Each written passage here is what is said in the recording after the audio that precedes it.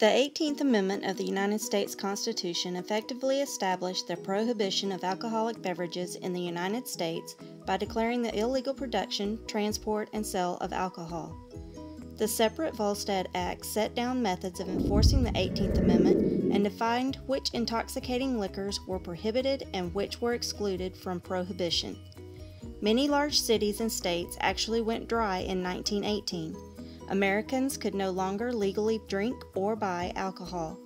The people who illegally made, imported, or sold alcohol during this time were called bootleggers. Bootlegging became big business in the era, often as immigrants took hold of power in urban centers. Despite enforcement efforts by federal, state, and local officers, Prohibition actually instigated a national drinking spree that persisted until Americans repealed the law 13 years later. The Anti-Saloon League of New York and others who wanted to make the sale and manufacture of alcohol illegal, thereby combating the related moral and social ills associated with drinking, had successfully lobbied Congress to pass the amendment. Prohibition had begun. As law enforcement officials shut down saloons across the country, speakeasies, aka illegal bars, sprouted up quickly. They were given their unique name for the need to whisper or speak easy as patrons attempted to cross their illegal thresholds. A secret knock, password, or handshake could get a prospective drinker through a door that appeared to lead to an ordinary apartment, deli, tailor, or soda shop.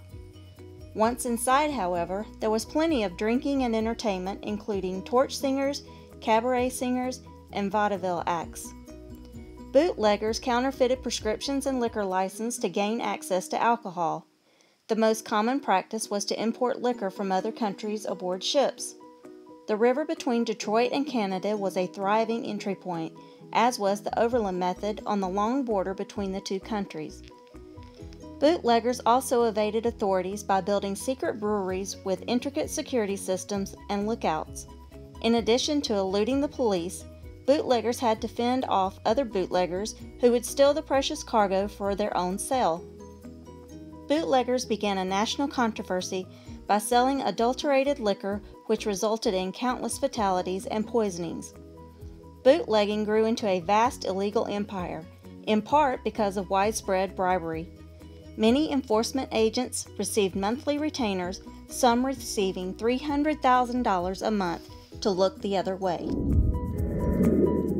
December 14, 1929, the Chicago Mob.